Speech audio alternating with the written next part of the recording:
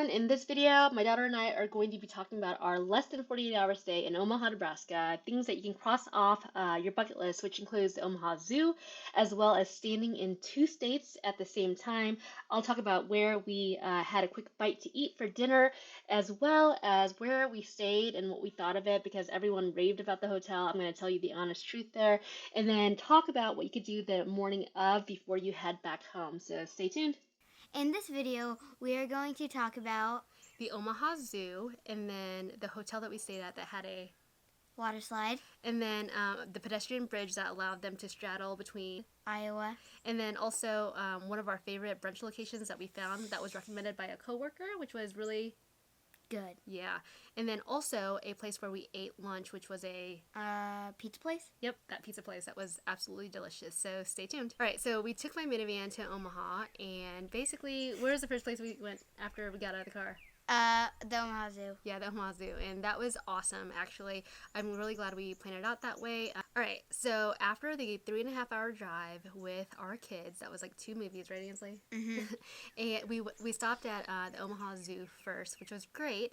And we got to the north location, the north entrance location, which we definitely recommend.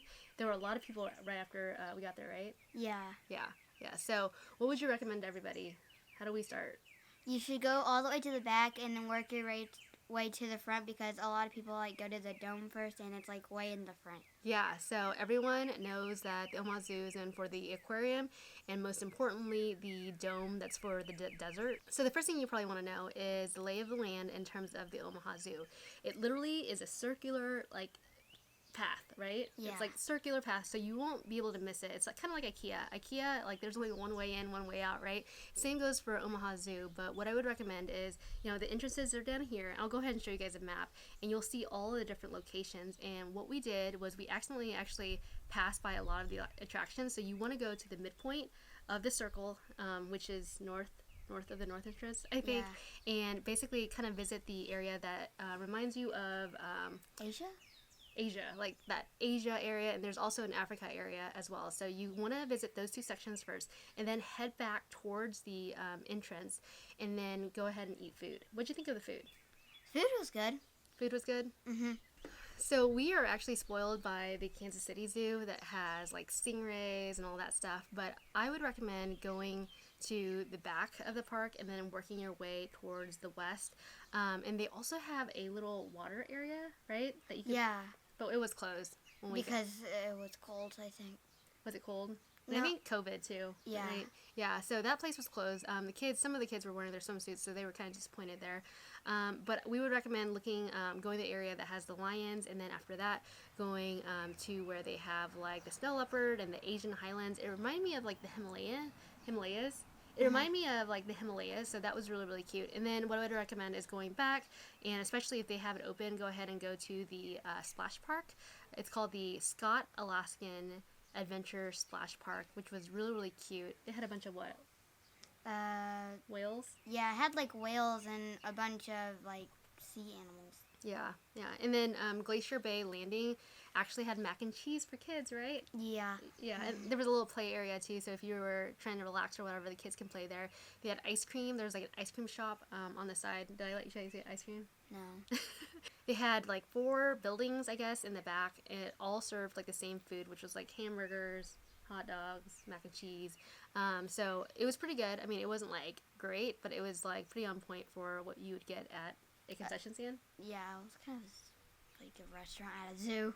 There's a picnic pavilion there, but most of the seating is outside, so you should be able to find a spot. We were able to go around 11:30ish and find a spot to eat. So yes, we got there around 10:30, and we're pretty quick when it comes to going around places and looking at things. When we go around the zoo and look at animals, we don't normally sit there for a minute. We just go there for 10 seconds, and then we leave, so to save time. Yeah, so our family just looks at things and then walks back. We normally don't really stay in a particular area for very long, just because my 4 and 6-year-old they don't have attention spans. Yeah. Yeah, so basically that takes you to midday. And then what I would recommend is going and passing the entrance, and the entrance is where, like, the main entrance is where the dome is, as well as the aquarium and the butterfly area exhibits and the lead jungle, which is really, really cool. But go ahead and pass that for now until near the end of the day, because you will see, once you pass by there, the line is still going to be long around lunchtime. Once you go and pass that area, you'll go to the lagoon and then start there. You'll see the Garden of the Senses. What was the Garden of the Senses? What did you think about the Garden of the Senses? It was cool. It's like a place to relax and stuff. Yeah, what did it have there? Flowers. Ew. A lot of flowers. A lot of flowers. And it had really cute fountains. So nearby there was a bridge with koi fish and catfish where you could just look at the fish, and there was a little bit of geese there. Yeah, and there's also, like, right across from it, there was like a monkey exhibit where the monkeys weren't like fenced in. There was like water and then this island of monkeys, which was kind of neat. Yeah. And then after that, we got to see the giraffes. Tell them about the giraffe. Nearby the bridge with koi fish and catfish, there was a giraffe station where you could feed giraffe, or you could just look at them. But we fed them since it was my birthday. But it cost $5. Yeah, it cost $5 for the family. We actually like had 2 sets of it, so it was like $10. But they took some eucalyptus leaves and then they basically fed them from these branches. And it was really, really cute. There was a long line for that, obviously, but it was really, really fun. I would highly recommend it. They also had like an inside area for giraffes and elephants. I didn't think there was a building that was big enough for it, right? But it was really cool. Probably because there was only a little bit of elephants. Not as much as the Kansas City Zoo. Yeah. And so then after that, we went to the aquarium. The aquarium is really cool, and that's where you can find a bathroom, FYI, if you're looking for... I mean, bathrooms are everywhere, but at the aquarium, just know that the bathroom that's there, there's like an entrance and an exit, but the entrance is like from like the front of the entrance, and the back entrance goes into the aquarium, so there's like 2 lines of people. So if you're a female and you're going into these bathrooms, just know that it's kind of ridiculous how they have the bathroom situation set up. But overall, the aquarium was awesome. The aquarium reminded me of like the aquarium that we have in Kansas City. Oh yeah, it was kind of like the same. Yeah, so the aquarium was pretty cool. If you've ever been to any aquarium, I feel like this is a typical aquarium. It's just that it's in a zoo. It's pretty cool. It was really, really packed and busy, especially over close to Memorial Day weekend. So while you're in the aquarium, there's also like this kids thing where you can like step on it, and it was like a TV thing where the TV projected onto the floor, and then you could play with it.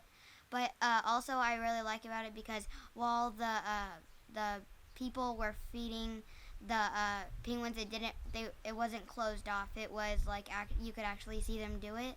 So the aquarium is pretty big. I'm pretty sure it's like 3 levels. I just remember like my little one had to go to the bathroom, and so we had to like, you know, veer like, I don't know, for like 20 minutes to get through the crowd and all that stuff. So finding a bathroom midway through was not great. So if you need to go to the bathroom, there's like one area, I just remember turning, we decided to skip it, and then we basically regretted skipping that area for the line. So just a heads up, the aquarium is pretty cool. It's not as cool if you think about Wonders of Wildlife Aquarium. That thing is amazing, but this is probably a pretty decent aquarium for a zoo. All right, so let's talk about the lead jungle. Lead jungle. I don't know what it's called, but it's a building that is a jungle theme. LIED. The lead jungle was pretty cool because it had bridges across the rivers. There was waterfalls, and there was birds flying around everywhere. What else was there? There was like waterfalls, and I mean, it literally like wrapped around. I think it was also 3 stories, but it was just really cool because, you know, there's one pathway in there and you couldn't miss everything, right? And so being able to see different amphibians and mammals and all that stuff all in one building was pretty neat. Let's talk about the Desert Dome. I couldn't believe like how big the Desert Dome was. It reminded me of the show Biodome.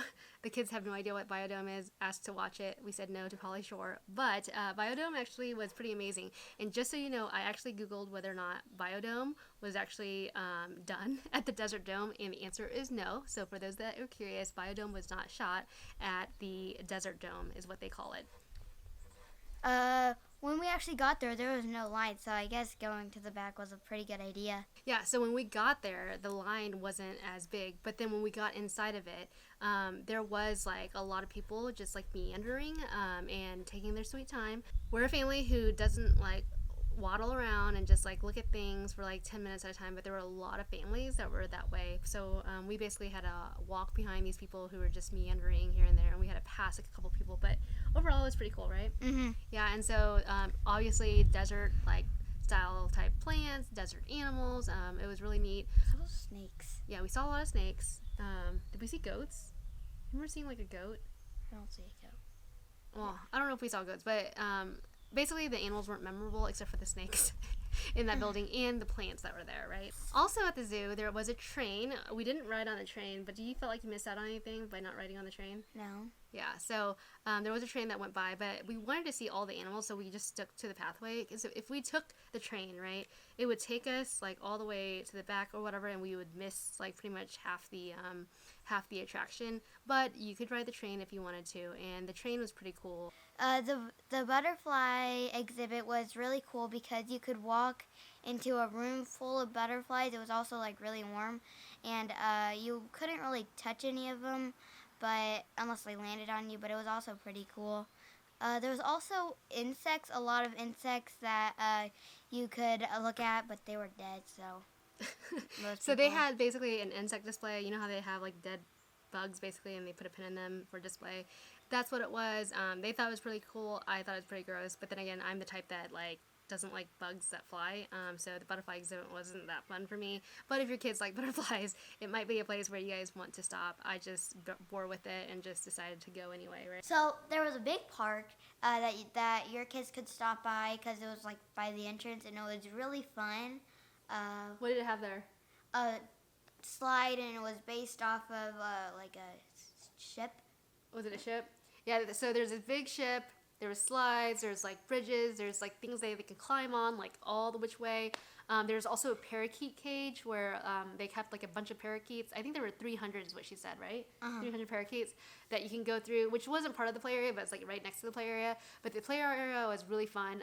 It was actually one of the first places that we stopped, but then we immediately took the kids out because I knew that they would like try to stay there forever. But because we had just gotten out of the car, we decided to let them run around a little bit, and then we went and did the zoo stuff. We literally only stayed 10 minutes the first time, and then after that, at the end of the day, we actually stopped at the play area so that they can basically run around and play. So there was this big slide. If you have younger kids, they can't go on the slide because you got to be like 48 inches to go on it. And how tall are you? 52. So you couldn't go down the slide? Yes, yes, I could. Oh, you have to be 48 inches tall? No, 42 or 48. Or 42 or 48, okay. 42 or 48. To say you have to be 42 or 48 inches to go down the slide, which I don't think is necessary, but they added it for some reason. So make sure that if you have little kids and you don't want them to scream and shout while you're taking them away to actually go see the entire zoo, make sure you keep that for last. So that pretty much concluded our day at the zoo. I mean, we got there a little after opening and then left a little before opening, so it wasn't too bad of a day. The kids were able to have a blast, especially after 3.5 hours in the car, right? So then we went to our hotel. Our hotel was the Holiday Inn. There's 2 Holiday Inns, just FYI, in Omaha. Make sure you go to the right one because we booked the right hotel, but we went to the wrong hotel that didn't look like it was the right hotel to begin with, but I went in and realized we were in the wrong area, so just FYI. But this hotel is right next to a conference area, and it had a water slide. I mean, the water slide area was pretty like dinky, but it was fun for the kids. I mean, there was like one big water slide, a little area, like a splash area. Mm-hmm. What else did they have on the other side? They had a big pool that went all the way up to 4 feet, so I could reach, but I wouldn't recommend your kids like under than 7 or 6 to go there. All right, sorry guys, we had to move inside because people were pretty much mowing the lawn outside like you're supposed to be doing, not doing videos. Anyway, we stayed at the hotel and it was pretty cool. I mean, the hotel amenities weren't that great. The hotel amenities, let's talk about that for a bit. Like, the hotel just seemed a little bit dated, to be honest. In terms of the room amenities, Ainsley, what did you think about the room? The room was pretty cool, except when you went to shower, they only give you this much shampoo. Yeah. So, the things that they gave you, I mean, like, it wasn't in stock. So we had, like, I think we had a body wash / shampoo. Obviously, we were spending one day, so we didn't like think to pack like shampoo or anything like that because I figured we have little small samples. They were out of that, really. Like, I think we got shampoo and conditioner, and I don't think we even got body soap. I think we had a little bottle of body wash, and then they didn't have like the face soap, and so I thought that was interesting. The hotel, like the beds, what do you think about the beds? The beds are pretty comfortable. Beds are pretty comfortable, yeah. Uh-huh. And then the TV didn't work for us. We decided to go get wood roasted pizza. I'll go ahead and link to the place below. It was delicious, right? Uh-huh. It's like $10 for mini pizzas. I mean, that's kind of expensive for pizza, but it was super good. We were on vacation, so we splurged just a little bit. So there wasn't like big pizzas for a whole family. You had to get mini pizzas for $10, which is kind of a lot of money. All right, so the next day, before we headed home, we wanted to be home before dinner time, so we stopped at a few different places. The first place was a place where it was actually delicious brunch. It was called Early Bird. And it was absolutely delicious. And for our little family, they had these little booths, like circular booths that was really, really cute. They had coloring pages for the kids, so it was great. I got the Eggs Benedict. It was absolutely wonderful. I'll go ahead and show you guys a picture of that food. And then what did you guys get? Chocolate chip pancakes. How were they? Good. Good or great? Great. Yeah, so they really loved that. Another place that was recommended from a friend who actually lived in the area was Lisa's Radial Cafe. So if you guys are looking for another place, he said it was absolutely delicious. He hadn't been to Early Bird, and I thought Early Bird was really, really good. So I would highly recommend that as well. And then after that, we decided to stop at this Pacific train place that my husband had wanted to go to. So while we were on our way to Omaha Zoo, our dad saw this train place, like this Union train place, where you could like walk up somewhere and look at the trains. And like the next morning, we decided to go look at it, and it was really cool. Yeah, so they had like two trains, like from like the 1920s or 1940s or something, that were there. Obviously, I'm terrible at history, and I looked at it, but I can't remember the details. But it was really cool just to be right up next to a train that was super old and like had like old locomotive parts and all that stuff. So go ahead and check that out. It's right next to an arboretum, so if you can kind of figure out how to basically go to that train place while also visiting the arboretum, which I think you have to have like tickets for, go ahead and try to like plan that out. Otherwise, like we had a blast just going there and looking at it. And you can also look at through the overlook and look at the highway, which is really, really cool as well. Yeah, you could also look into the place where the engineers sat. Sadly, you couldn't go into the train, but you still gotta look at the all of the gears and stuff. So if you like things like that, go ahead and check that area out. I'll go ahead and link to the specific location as well, because I literally looked up Train Omaha when I Googled it, and then that showed up. So let's talk about the pedestrian bridge. What did you like about the pedestrian bridge? That it's split up between Iowa and Nebraska, and you can stand in both. It was kind of like the four states thing. Yeah, the four states thing. Yeah, so like if you... Like the cross? I don't know what it's called, but this one had a pedestrian bridge. I think it was less than a mile, honestly, back and forth. So it's a half a mile walk. It's, I think, the largest pedestrian bridge in the United States, and it's really cute. There are also signs on the side where you could use like a QR code and scan it and have your kids like do the activities that the monster tells you to do, or the troll tells you to do when you're like going over the bridge, which is kind of cute. Like if you have a 3 or 4 year old, was it cute for you? Kind of. So not really, but it was super fun. We saw people renting bikes. I would not recommend renting a bike because it's a really super short walk, right? Yeah. And the great thing about it is where you park, there's actually a porta potty. So if you wanted to do a porta potty beforehand, yeah, it's kind of gross. But if you wanted to do that, you could. And then we just walked back and forth and just basically to take the photo of the Iowa-Nebraska border. So what'd you think about the Omaha trip overall? It was really fun. I really enjoyed it. I had fun seeing all the animals and the cool activities that it had. Yeah, I thought the trip was great. I would not make it a 2 or 3 day trip. A 1 day trip, I think, is more than enough, but that's just me. If you guys want to go ahead and explore other parts of the city, you probably could, but to be honest, like going to the zoo, looking at the train, and then just eating some food that is there was totally worth it for us just for a weekend getaway, as well as the hotel. I mean, granted, the amenities weren't that great, but having a slide there just so that they can get their water slide day was also great as well. If you like these tips, make sure to like and subscribe so next time we do one of these videos, we can tell you what's good and bad about them. So if you need some tips and tricks on how to pretty much get around with a family of 4 or 3 or more, I'll go ahead and share those tips with you on this channel. Thank you so much, and please again, like, subscribe. It will really help the algorithm out. Thanks, guys. Bye.